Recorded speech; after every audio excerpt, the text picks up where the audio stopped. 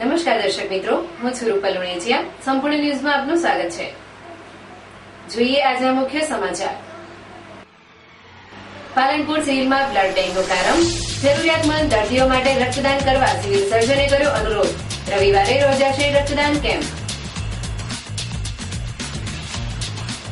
બનાસકાંઠામાંથી ટ્રેક્ટરોની ચોરી કરી બારોબાર રાજસ્થાન વેચી દેતા 2 ઇસમો એલસીબીના સકંજામાં. આરોપીઓએ 8 ટ્રેક્ટરો ચોરી કર્યાની કરી કબૂલાત. પાલનપુર તાલુકા પંચાયતના કથળતા વહીવટી અરજદારો ત્રસ્ત. કચેરીમાં ગાંધી છાપ નોટો સિવાય કામ ન થતું હોવાના અરજદારોએ કર્યા આક્ષેપો. ભાભર જલારામ ગૌશાળામાં નડિયાદના પિતા પુત્રની જુગલબંધીએ વાંસળી થેરાપીથી આવ્યો સેવા યજ્ઞ.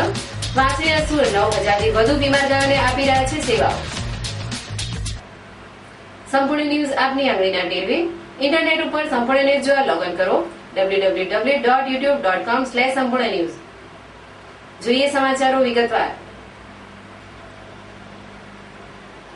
બનાસકાંઠા જિલ્લાની એકમાત્ર સૌથી મોટી સિવિલ હોસ્પિટલ પાલનપુર ખાતે બ્લડ બેંકની શરૂઆત થઈ ચૂકી છે. ત્યારે સિવિલ સર્જન દ્વારા બ્લડ બેંકમાં ગરીબ દર્દીઓ માટે સ્વૈચ્છિક સંસ્થા તથા સેવાભાવી લોકોને રક્તદાન કરવા અપીલ કરવામાં આવી છે.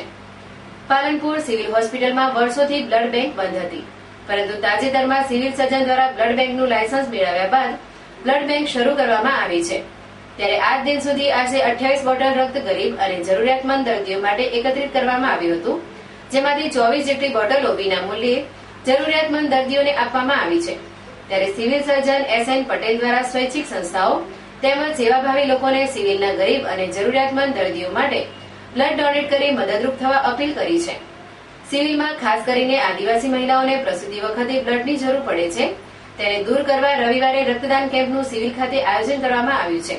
તો રક્તદાન કરતા સિવિલ સર્જને અપીલ કરી છે.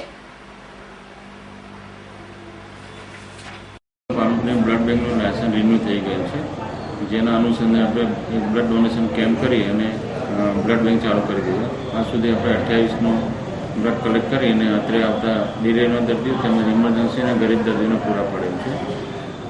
સતત લોહીનો પ્રવાહ ચાલુ રહે, લોહીનું ડોનેશન મળતું રહે તે માટે અમે એની અમુક સંસ્થાઓને, સ્કૂલોને, કોલેજોને રૂબરૂ મુલાકાત કરેલ છે. BSF દાંતીવાડામાં પણ એ લોકો અમને સહકાર આપે છે, ત્યાં પણ રૂબરૂ મુલાકાત કરીને કેમ્પોનું આયોજન કરેલ છે. તેમજ આના માટે અમારી જોડે ઘણી સ્વૈચ્છિક સંસ્થાઓ પણ પૂછતા હોય છે, મળતા હોય છે. એમનો સહકાર મેળવી અને નિયમિત બ્લડ મળી રહે અને ગરીબ લોકોને મળી રહે એવી તમામ વ્યવસ્થા કરવામાં હોસ્પિટલ ખાતે આપણે બ્લડ બેંક સરકારના ધારાધોરણ મુજબ રેગ્યુલર રીતે હવે ચાલુ કરવામાં આવી છે, જેથી કરીને આપણી આજુબાજુના વિસ્તારમાં જે આદિવાસી પ્રજા છે જેમને ઘણીવાર PNCમાં અને ડિલિવરીવાળી બહેનોને બ્લડની બહુ જ જરૂર પડે છે અને આપણી પાસે હવે સ્ટોક કરવામાં આવ્યો છે, તો જે તે બહેનોને બ્લડની જરૂર હોય એ આપણી સિવિલ હોસ્પિટલમાંથી આપણે એને બ્લડ પૂરું પાડીશું. અને જ્યારે આજુબાજુના બીજા પણ હેલ્ધી માણસો જે હોય જેમને પણ બ્લડ આપવાની ઈચ્છા હોય એ પણ આવીને વોલેન્ટરી બ્લડ આપી શકે છે. આજે તમે બ્લડ આપ્યું, તમે શું અનુભવ કર્યો? બસ મેં પણ આજે અહીંયા હોસ્પિટલમાં બ્લડ આપ્યું છે. મને બહુ આનંદ થાય છે અને બહુ સારું લાગે છે. મને બ્લડ આપ્યા પછી કોઈ પણ જાતનું મને નુકસાન થયું નથી. મેં અમરનાથની યાત્રા કરીને આવીને તરત જ બ્લડ આપ્યું છે, એટલે ભગવાન પણ મારું લોહી બીજાને પણ મદદરૂપ થાય અને બીજાની જિંદગી બચી શકે એ માટે હું બીજાને નિરોધ કરું છું કે તમે પણ બ્લડ આપી શકો છો. એનાથી કોઈ પણ જાતનું નુકસાન થતું નથી. જય હિન્દ, જય ભારત. શું નામ બેન? Chhayaben B Prajapati, civil hospital, staff nurse. Palanpur તાલુકાના વેડંચા ગામે પ્રાથમિક શાળા નંબર 1 માં અભ્યાસ કરતા તમામ બાળકોને દાતાશ્રીઓના સહયોગથી ગણવેશનું વિતરણ કરાયું હતું. વેડંચા ગામે પ્રાથમિક શાળા નંબર 1 માં ધોરણ 1 થી 8 માં અભ્યાસ કરતા તમામ બાળકોને દાતાશ્રીઓએ આપેલ દાન તેમજ SMC કમિટીના અધ્યક્ષ એમાભાઈ L ભાટિયા અને વેડંચા પેન્શનર એસોસિએશનના સહયોગથી ગણવેશનું વિતરણ કરવામાં આવ્યું હતું. આ પ્રસંગે ઇન્ડિયન રેડક્રોસ સોસાયટીના પ્રમુખ શિવરામભાઈ ખોસી તથા દાતાશ્રીઓ, વેડંચા પેન્શનર એસોસિએશનના સભ્યો, ગામના અગ્રણીઓ, વાલીઓ મોટી સંખ્યામાં હાજરી આપી હતી. આ કાર્યક્રમને સફળ બનાવવા શાળાના આચાર્ય દક્ષાબેન પ્રજાપતિ અને સ્ટાફે તથા હિતેશભાઈ લોએ ભારે જહેમત ઉઠાવી હતી. કાર્યક્રમનું સફળ સંચાલન શાળાના શિક્ષક મનોજભાઈ લીંબાચિયા દ્વારા કરવામાં આવ્યું હતું. સમગ્ર બનાસકાંઠા અને વડગામ તાલુકામાં વરસાદની રાહ જોવાતી હતી, જ્યારે વરસાદે આગમન કરી લોકોમાં ખુશીનો માહોલ સર્જાયો હતો. વરસાદની રાહ જોઈ સમગ્ર પંથકના ખેડૂત નિરાશા અનુભવી રહ્યા હતા, પણ વરસાદના આ ધીમા આગમનથી ખેડૂત મિત્રોમાં ખુશી છવાઈ ગઈ હતી. લોકોને પણ ચિંતા હતી કે વરસાદ ક્યારે આવશે અને ગરમીમાંથી છુટકારો ક્યારે મળે, ત્યારે વરસાદે પોતાની હાજરી આપી સમગ્ર જિલ્લાને મુક્ત કર્યા હતા. વાતાવરણમાં પણ બદલાવ જોઈ લોકોએ રાહત અનુભવી હતી.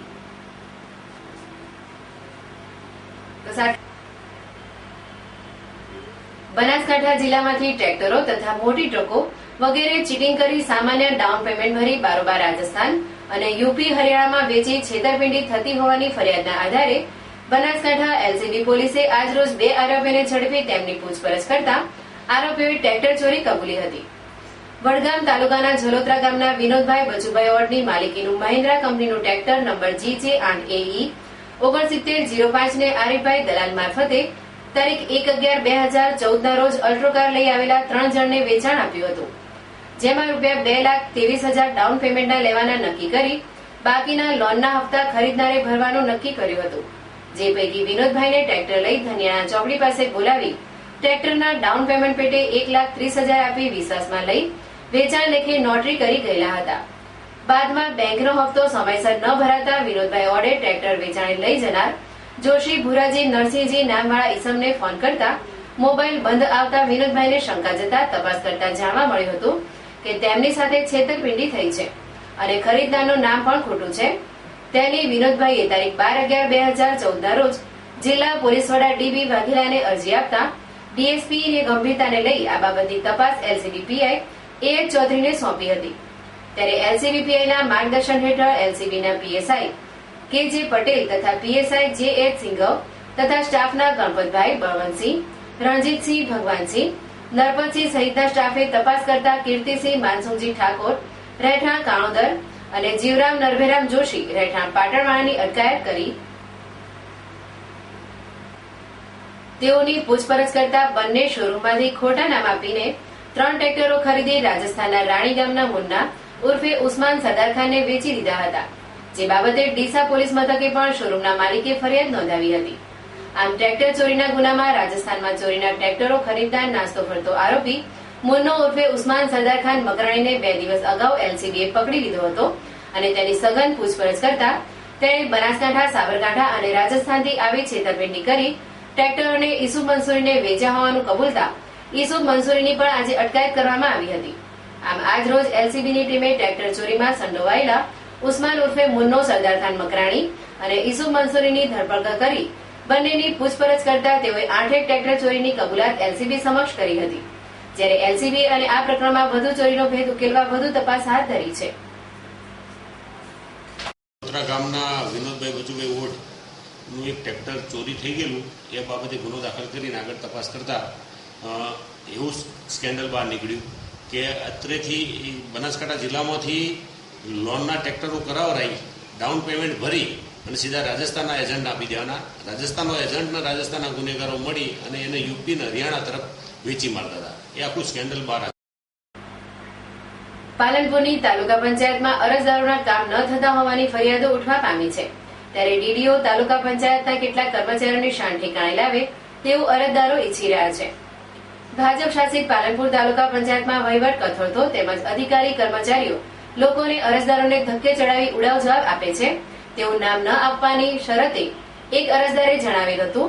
તેમજ અરજદારોના અરજી તેમજ સહાયના કાગળો ખોવાઈ જાય છે અને પૂછવા જતા અમારા ટેબલનું કામ નથી, સાહેબ રજા ઉપર છે, તેમજ ગાંધીછાપ નોટો બતાવવામાં આવે તો લોકોનું કામ તરત જ થઈ જાય છે.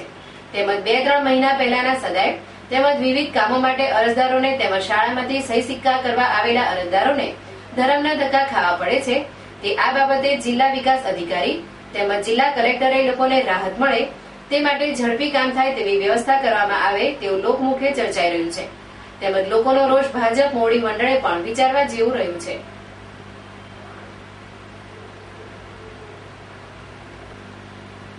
શક્તિ, ભક્તિ અને પ્રકૃતિના ત્રિવેણી સંગમસમા માઈધામ અંબાજીનું મંદિર સુવર્ણ મંદિર બની રહ્યું છે. શ્રદ્ધાળુ ભક્તજનોના સુવર્ણદાનથી મા અંબાનું મંદિર સુવર્ણ મંદિર બની રહ્યું છે. સુવર્ણમય મંદિરની કામગીરી જેમ જેમ આગળ વધી રહી છે તેમ તેમ શ્રદ્ધાળુ દાતાઓ અર્પણ દાન આપવામાં ભારે ઉત્સાહ જતાવી રહ્યા છે.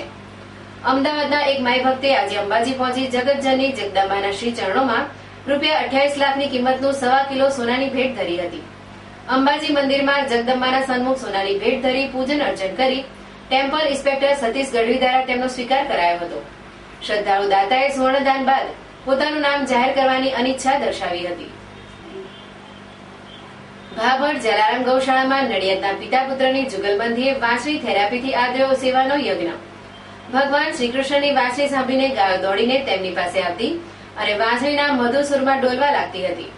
આમ તો મધુર સંગીત સાંભળીને મનુષ્ય અને પશુ પક્ષીઓમાં હકારાત્મક પરિવર્તન આવતું હોય છે. વળી સંગીત અને આરોગ્યનું તાદાત્મ્ય વર્ષોથી જોવા મળ્યું છે. ત્યારે નડિયાદના પિતા પુત્રએ વાંસળીના મધુર સુર રેલાવીને વિવિધ બીમારીથી પીડાતી ગાયો, પશુ તેમજ મનુષ્યને રોગમુક્ત કરવાનો અનોખો સેવા યજ્ઞ આદર્યો છે. નિસ્વાર્થ ભાવે સેવા કરનાર પિતા પુત્ર અત્યાર સુધીમાં 9,000થી વધુ બીમાર ગાયોને સારવાર આપી ચૂક્યા છે. ભાભર જલારામ ગૌશાળામાં પુત્ર કરણ ઠક્કર અને તેના પિતા નરેશભાઈ ઠક્કર આવીને ગૌશાળામાં વાંસળી વગાડતા સુર સાંભળીને ગાયો ધીમે ધીમે તેમની પાસે આવવા લાગી.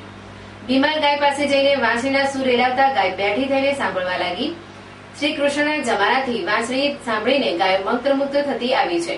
ત્યારે વાંસળીના સુર સાંભળીને આજે પણ ગાયો મોહિત થઈ જાય છે. નરેશભાઈ 35 વર્ષથી અને તેમના પુત્ર કરણ 5 વર્ષથી આ જુગલબંધી સેવા આપી રહ્યા છે. નરેશભાઈને વાંસળીના પાવન સુર રેલાવવા બદલ વર્ષ 1984-85માં તત્કાલીન રાષ્ટ્રપતિ જેલસિંહ દ્વારા એવોર્ડથી સન્માનિત કરવામાં આવ્યા હતા.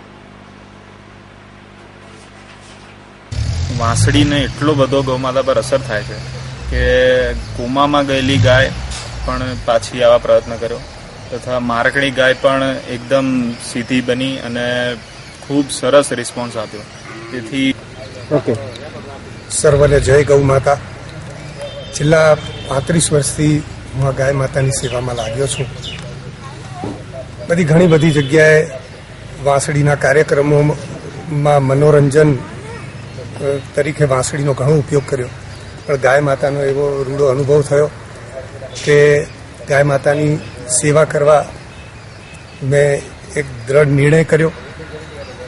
ફિલ્મ ઇન્ડસ્ટ્રી એ ઉપરાંત બીજા કાર્યક્રમો પણ સાઈડમાં રાખી અને બીમાર ગાયોની જે સેવા અને વાંસળીની જે અસર થાય છે એ જોતાં એવું લાગ્યું કે ગાય માતાને ખરેખર પહેલો અધિકાર વાંસળી સંભળાવવાનો ગાય માતાને છે અને એવા રાગો દ્વારા ગાયોને અમે સરસ મજાની વાંસળી સંભળાવીએ છીએ.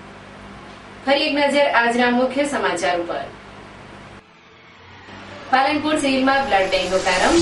જરૂરિયાતમંદ દર્દીઓ માટે રક્તદાન કરવા સિવિલ સર્જને કર્યો અનુરોધ. રવિવારે યોજાશે રક્તદાન કેમ્પ. બનાસકાંઠામાંથી ટ્રેક્ટરોની ચોરી કરી બારોબાર રાજસ્થાન વેચી દેતા 2 ઇસમો એલસીબીના સકંજામાં. આરોપીઓએ 8 ટ્રેક્ટરો ચોરી કર્યાની કરી કબૂલાત. પાલનપુર તાલુકા પંચાયતના કથળતા વહીવટથી અરજદારો ત્રસ્ત. કચેરીમાં ગાંધી છાપ નોટો સિવાય કામ ન થતું હોવાના અરજદારોએ કર્યા આક્ષેપો. ભાભર જલારામ ગૌશાળામાં નડિયાદના પિતા પુત્રની જુગલબંધીએ વાંસળી થેરાપીથી આદરો સેવા યજ્ઞ. વાંસળીના સુર 9,000થી વધુ બીમાર ગાયોને આપી રહ્યા છે સેવાઓ. આ હતા અત્યાર સુધીના સમાચાર. વધુ સમાચાર સાથે ફરી મળીશું. નમસ્કાર.